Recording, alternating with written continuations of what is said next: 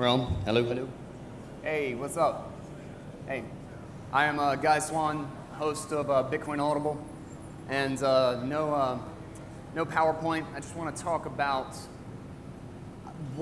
trying to make sense of how Bitcoin is going to unfold the changes that we're going to see in the next few decades. Like, exactly where is Bitcoin's creative destruction going to take place?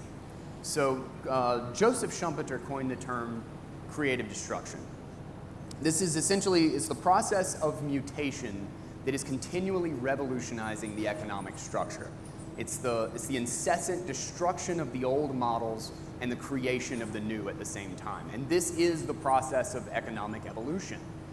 And it roughly moves at the speed that new information is spread through the economy and we're able to turn it into useful knowledge. Obviously, as the economy becomes more virtual, as we move into the digital age and we embrace the internet, that speed picks up substantially. Like, everything continues to accelerate. And we've seen this with some of the technologies post the internet, like comparing to some of the adoption cycles for things like refrigerators and microwaves, like going back like 50 or so years. And Buckminster Fuller said, you never change things by fighting the existing reality. To really change something, you build a new model that makes the old model obsolete. That is what Bitcoin is. Bitcoin is an absolutely unprecedented, and I think we kind of take this for granted because I know a lot of us are used to Bitcoin being a part of the world, but it is truly an unprecedented innovation. It does not fit within the existing structures for societal organization, for like government and legal hierarchies and financial systems. Like, just in the context of like digital value and ownership prior to Bitcoin, there is nothing virtual that you could ever own that wasn't by someone else's explicit authority. It was all hierarchical. Like, you only own a song on your app store because Apple says you have the right to have that song. You only own $1 in your bank account because the authority, your bank, says it's yours. If they revoke that and the next guy up the authority ladder doesn't reinforce your ownership of it, it might as well not exist. It was never yours. It is an entirely hierarchical system. And Bitcoin is a decentralized, flat system. There is no hierarchy. There is no ownership. There is no authority of ownership. You are the authority as to who owns what in Bitcoin. Your sats are yours because you're the only one with proof. So, being such a unique thing, how do we make sense of what the changes in the world are going to be as this thing becomes a part of society? So I see Bitcoin's path of creative destruction as happening in 3 stages. And these are largely the stages that actually coincide with the stages of monetization, even though they're heavily dependent on the aspects of the protocol, like the elements of the protocol, much like the internet. So the first is Bitcoin the asset. This is the one we all know and love. Bitcoin is a global, secure, decentralized store of value. It is your ownership of a true digital good. It's, digital gold, right? The second, and this is the one that I think we are entering into right now, is Bitcoin the network, more specifically Lightning. And this is where Bitcoin's bandwidth is essentially able to explode. It's able to multiply on itself, and it becomes a global settlement and payment system. It's going to start really hitting, competing and disrupting the Fedwire and chip system. We'll see it hitting Western Union. Western Union is so screwed. They have no model that works in a Bitcoin-denominated world. Visa, all the credit and payment card networks, the banking networks, a banking system that is not settling using Bitcoin on the back end will not be speaking the same language. The closed networks, all the walls are going to fall away as we start talking, and I'm going to get to that in a second of kind of an example that we're already seeing of that now. This is Bitcoin as a medium of exchange. We will still be moving fiat, but Bitcoin will be the settlement layer. And this is also where we'll get to see the application layer build out, so there will be a lot of parallels to kind of the breadth of applications and software that we have seen in communication systems, now we'll get to finally see applied to money. The third phase is sats, the denomination. This is the unit of account phase. This is when it truly replaces other currencies. When we're on the end of fiat stage, this is the stage of the end of fiat. Is the third stage after Bitcoin becomes globally liquid, and it's the backbone of the international settlement infrastructure and payment systems, and it becomes a major savings vehicle for people all across the world, and basically makes it so that we can move fiat seamlessly from country to country and as if borders don't exist.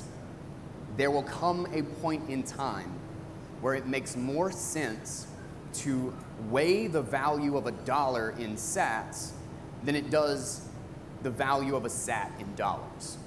Because sats will simply be the more liquid, more useful global settlement system. This is the unit of account. So, the internet. Just so happens we have another open, permissionless, decentralized communications protocol to kind of help make sense of Bitcoin's path. TCP/IP protocol stack literally revolutionized every bit of communication in the world. And it did it in an incredibly short amount of time. Every one of you has a smartphone. I know it. You all have a touch interactive supercomputer in your pocket that is probably connected to a global system. You could tweet out something right now, get a picture. It's like, look at me, I'm at Bitcoin 2021. Anybody in the world could see that practically instantly, and you're connected to the entire global network on multiple wireless systems simultaneously. That happened so fast. The iPhone was released in 2009. Like, the entire history of the internet is basically squished into 30 years. And nothing is not connected to it now. It is completely integrated into the entire modern society. And something looking back into the development of the internet is the major disruptions happened in stages. And I think a large part of the path dependence of each individual stage was the level of customer reach. Oh man, I'm running out of time quick. The level of customer reach and the amount of bandwidth available. And I think more than anything, we are reaching the point where the Bitcoin bandwidth, so to speak, is about to explode. As Bitcoin becomes a full set of layered protocols, it will establish the payment and application layers with Lightning and side chains, maybe even drive chains with Paul's Truthcoin. And the majority of users who enter Bitcoin in the next couple of years, I think will do so directly on Lightning. Even non-custodial wallets, like the ones that I've used personally, like Breeze, Phoenix, and Moon, you literally just open it up, send it a Lightning payment, and it just goes. Like you have the money. Now there's a lot happening behind the scenes with turbo channels and HODL HTLCs and all that nonsense, but that's not what this talk is about, and that doesn't matter because it just works. And the two most powerful elements when we're looking for kind of that Buckminster-Fuller opportunity in the coming decades, I think will be in taking advantage of Bitcoin's open network and neutrality. Money is ultimately a tool of trust. While the internet is a protocol for information and communication, money is that same open network for trust, value, and ownership. So when the internet made communication open, here's a good example actually of like what that means to have a permissioned versus a permissionless network. Is AT&T owns their network. Like prior to the open internet protocol, you had to actually go to AT&T and be like, okay, do you want to put voicemail on this network? Because if they don't, then it just never exists. It can't exist. Like it's theirs. It's their network. Or you had to lay out your own entire separate infrastructure and put voicemail on your phone service and hope to God that you could actually compete. When that network became open, suddenly a 14-year-old kid in their garage could, with a clever idea and 500 lines of code, could change everything. Could make a social media network that everybody in the whole world logged into, and they didn't have to ask anybody's permission. Nobody owned that network. They were just connected, and all the innovation is pushed out to the edge rather than the center. And the open nature of Bitcoin, I think, will compound on itself. As we move into higher layers, not only do we have the increased bandwidth to add new users at a grueling pace, because the bandwidth of the base layer is no longer constricting with how many users we can actually add. As we get to that same bandwidth expansion, will simultaneously, it's so much easier to experiment and development on higher layers. And in fact, the reality that we have a near ossified or very slow-moving base layer is actually hugely beneficial, because the higher layers don't have to worry about instability at the foundation. They can continually iterate, and you're not gonna do a Windows update and break all the applications that you're using. Oh man, I don't have time for the infrastructure inversion. So what I think will happen is Bitcoin will start to move. The majority of the population will start using Bitcoin before they have any idea they are. Strike is a good example. I can send $5 US to somebody in Europe, and they get $5 in euros instantly and for free. The first thing, outside of the fact that I know that it's Bitcoin and Lightning, I don't have to. I see dollars, they see euros.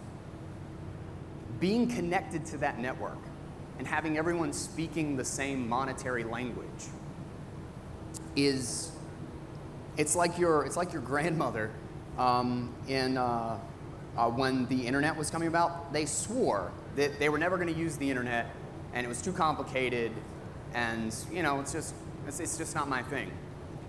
Yet they were picking up their analog phone, and the quality was really great, way better than it was 10 years ago. There's no long distance fees anymore. It's just a much better experience. Well, that's because it was going analog to a local hub, turned digital, broadcasted over the internet infrastructure to the other side of the country, turned it back into analog at the other end, where it connected the phone call to somebody else with a corded phone in their kitchen. Bitcoin is going to actually fix all of the problems of the fiat banking system before the SATS denomination truly replaces, the end of fiat, truly replaces fiat currency. And I think that's how we'll all interact with it first, or the average person will interact with it first. Now, as I said at the beginning, this is largely based on the speed that we can spread information and turn it into useful knowledge, that we can build these things out. And one of the biggest things we have a point of ignorance on in society is the nature of money. And the price, luckily, is a very powerful motivator and indicator of where value is in the economy. But it really is kind of up to us. We have the option of spreading that information fast or slow. In the context of Bitcoin's creative destruction, for the creation to be as robust and as thriving as possible, and for the side of the destruction to be as calm and peaceful as possible, relies on us helping the people in our lives, like our friends, our family. And I think that's where we should start. We should start local, with teaching them why this is important, and just focus on our close friends and family and be there to answer questions and walk them through the uncomfortable parts. Please have a backup. What the hell is a seed phrase? All that great stuff.